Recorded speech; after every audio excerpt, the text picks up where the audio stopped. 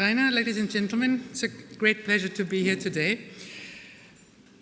Europe's economic success depends largely on small and medium-sized enterprises. We've said it today before when we were talking with the various journalists who had been there in the seminar. SMEs contribute more than half of the total value added in Europe. They generate 4 out of 5 new jobs. So this is something which is very, very close to our heart in the Commission, in our DG, where we have in our mission statement to help this European economy become more competitive. Creating growth and jobs is the key priority of the European Commission. We need a vibrant and innovative SME community to achieve it. But what we have seen clearly is that access to finance remains one of the biggest issues for our SMEs.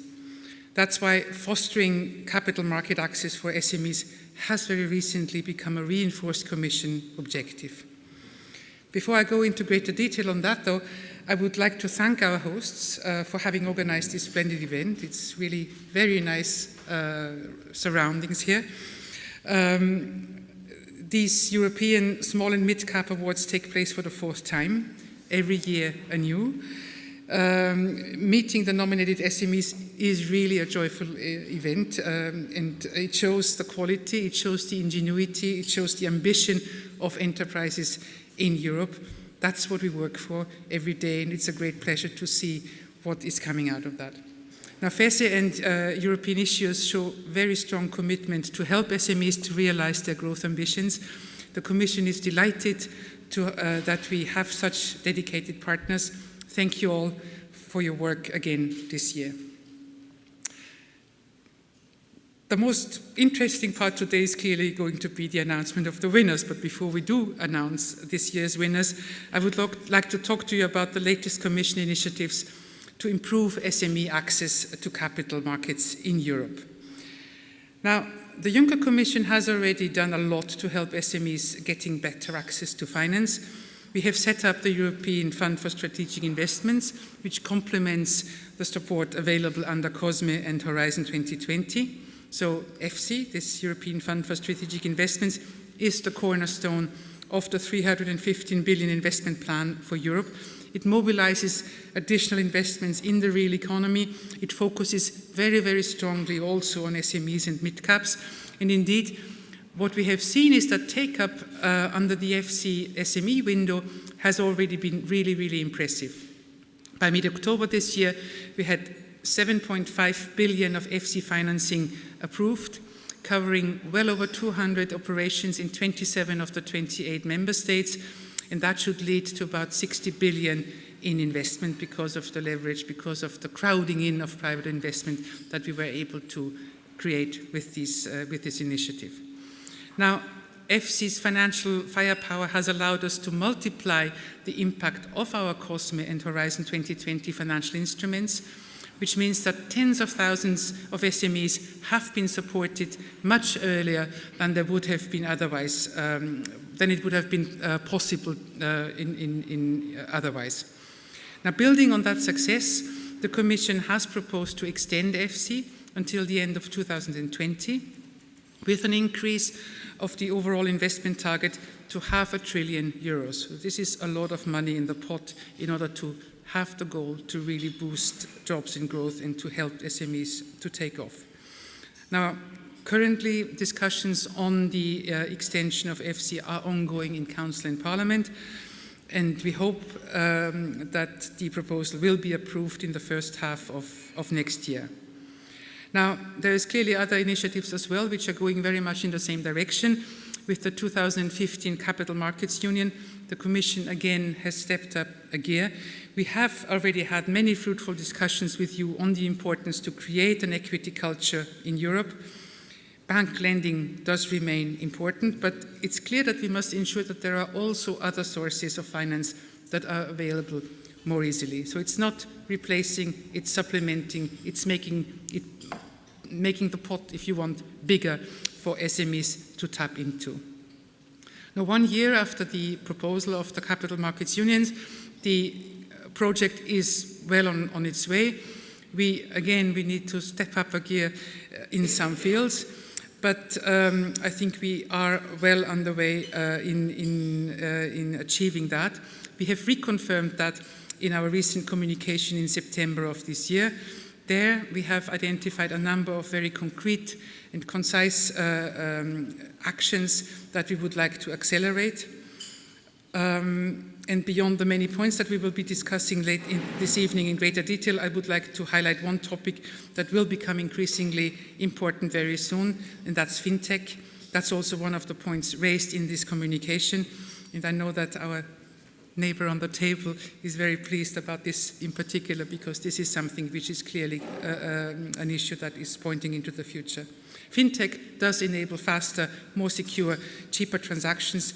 It's an enabler, especially for SMEs, as fintech applications can be used on all sorts of simple and mobile devices. And yet, the gap between what's technically possible and what works in practice across borders in Europe is immense.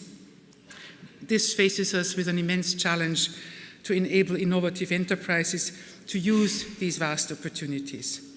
We have many successful tech startups in Europe. Our problem in Europe is not the lack of ideas.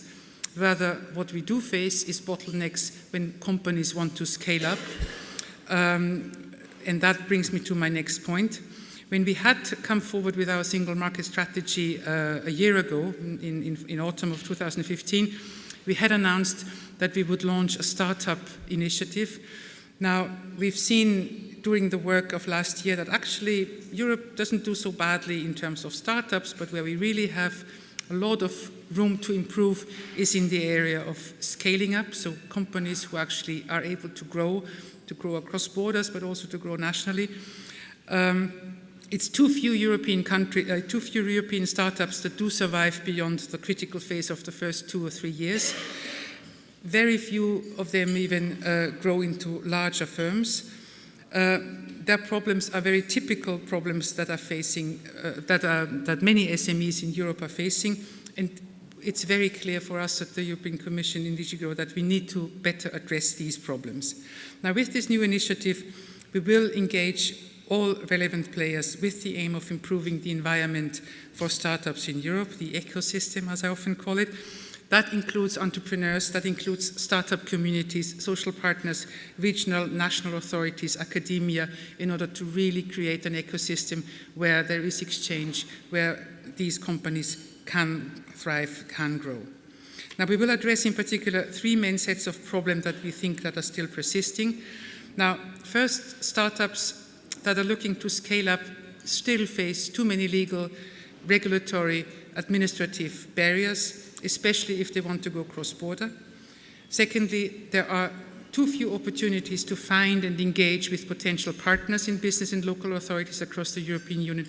And third, and above all, accessing finance represents the biggest barrier to scaling up.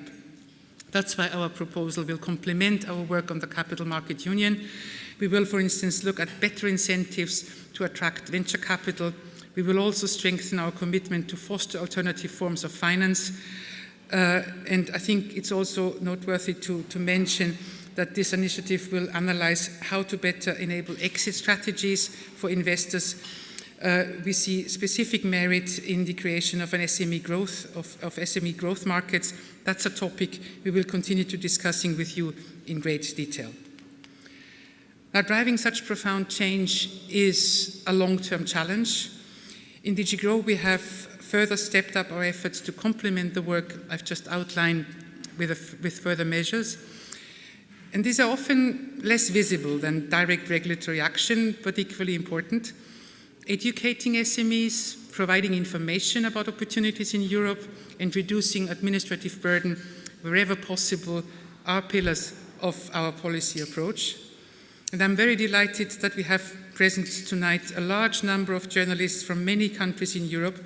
We held an intensive and very fruitful seminar with them earlier this afternoon, and hope that also these messages, that it's not just these bureaucrats out there in Brussels who think up yet another set of awful rules which are adding red tape to the companies that create value in Europe, that this is a different story and that we're actually trying to find out how to make life easier for these companies to work and to grow in this internal market, which is indeed the biggest achievement that we have in Europe.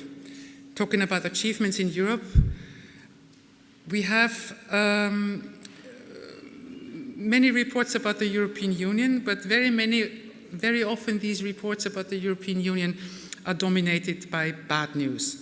So it's bad news coming out of Brussels, it's bad news because yet again there is something which hasn't worked properly.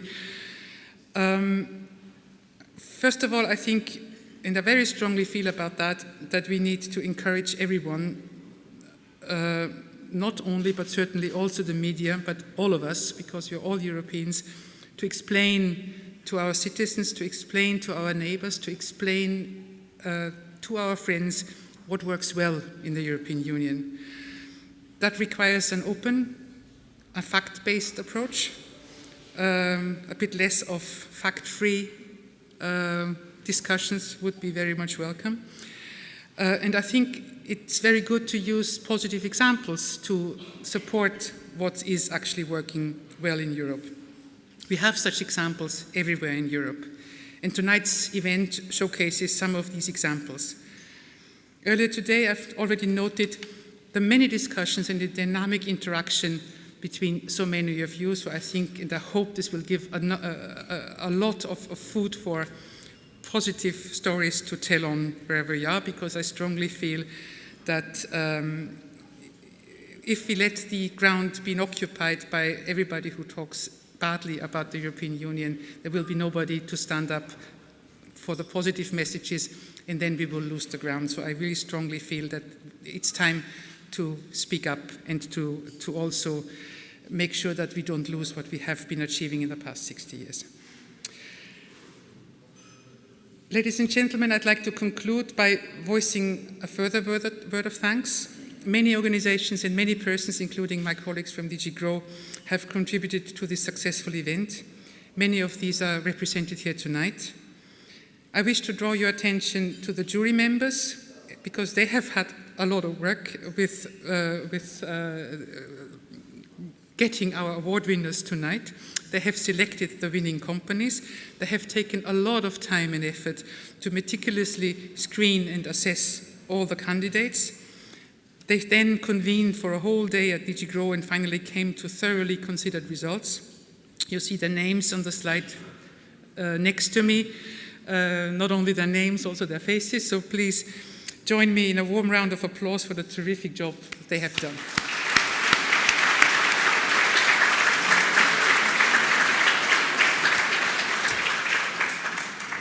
And later this evening, and I think we get something to eat before that, but later this evening the honors will be for those who actually did the job. We celebrate tonight the entrepreneurs. We will soon learn who the winners of our 2016 awards are, and I congratulate all the companies present here that they've made it so far. I think you are the role models, you are the showcases of what is possible in Europe, and I really congratulate you for that. And having said that, I wish you all a delightful evening. I'm sure it's going to be a great night. Thank you very much.